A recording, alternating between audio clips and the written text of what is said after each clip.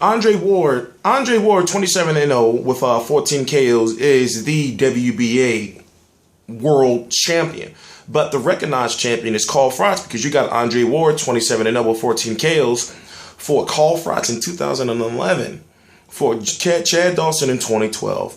2013, he fought Edwin Rodriguez, and then in 2014, no fights. But the skill is there to the point where he's so good when you match him up against a lot of the 168, 175, and 160-pound fighters. He will beat 99% probably of them.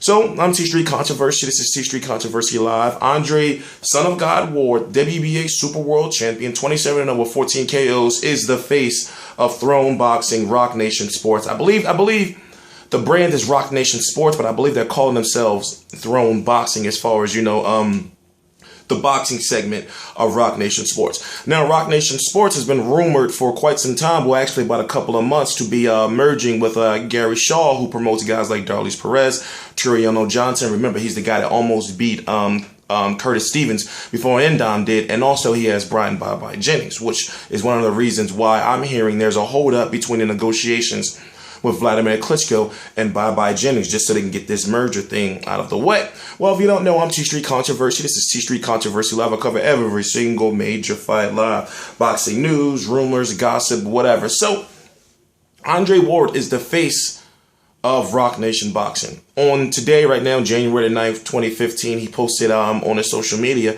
a picture of him and Jay-Z. And of course, they had to have like a little piece of paper down there, like they signed something. But, just to give a dramatic effect. So tonight is going to actually be, right now, the day that Andre Ward got signed, January the 9th, is going to actually be the first Rock Nation card. And looking at the strategy that they've used, I really admire their business model. As far as when they first jumped on the scene, they were trying to get guys like Danny Garcia, Victor Postol, Peter Quillen, Matt Korobov, Deontay Wilder, Keith Thurman. So they came in pretty aggressive. Now, if you look at the fact tonight that their card on Fox Sports 1 is going up against Showbox, Al Heyman fighters, then going up against ESPN. So tonight you have 3 cards on. You have ESPN Friday Night Fights. You have the Fox Sports Rock Nation card, and then you have Showbox. We don't even know who they're promoted by. It's a Heyman card. It's Heyman fighters, but it's probably by somebody like Warriors Boxing or DeBella or whoever. So what does this mean is, well, we don't know if Andre Ward was brought out of his contract. We don't know if he was released from his contract. I don't think that they would release him from his contract. So I'm looking at the situation maybe as somewhat similar to Julio Cesar Chavez, Al Heyman, and Bob Arum, and Bob Arum saying Chavez Jr. still owes him one more fight, but yet he signed with Heyman, who right now does not have a business relationship until Mayweather Pacquiao with Bob Arum. So there's so many questions, but then you have to also ask yourself the question of, well, we're just glad to see Andre Ward back. Let's just get that straight. But then me knowing what I know, looking at the landscape, I'm thinking to myself, oh damn, he ain't gonna fight Julio Cesar Chavez Jr. Carl Froch again, I highly doubt. There are fights out there for him, but the fact that I see Rock Nation able to work with those Heyman, I see Rock Nation able to work with those fighters not signed by Al Heyman, and when you look at Andre Durrell, if you look at Julio Cesar Chavez Jr., I believe he's got Saki Obika too.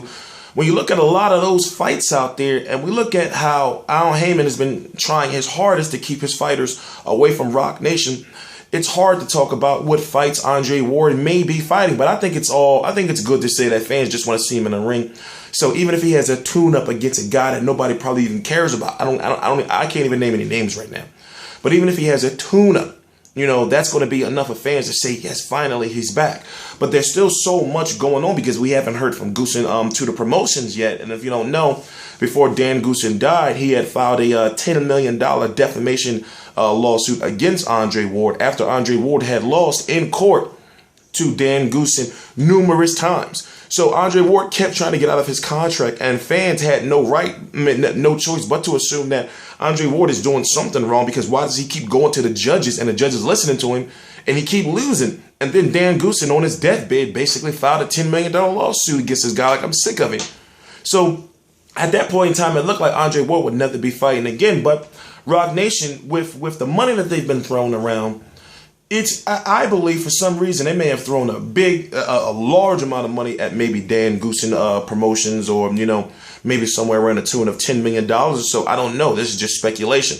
But for him to just be free like that and just go sign with Rock Nation, you got to think that some big money was involved. Andre Ward is a big name in boxing to boxing fans who watch boxing.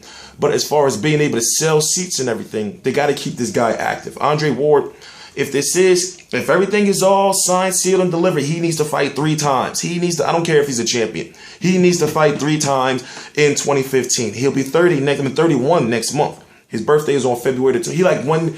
His birthday is like a day before Floyd's. I know that. So with what he has to do, we have to think, okay, well, what big fights can he get? Of course, yes, he can get Gennady Golovkin, but the money's not necessarily there. People love to say, well, Golovkin should just fight Andre Ward. Golovkin, who's trying to be an undisputed 160-pound champion, who's undefeated.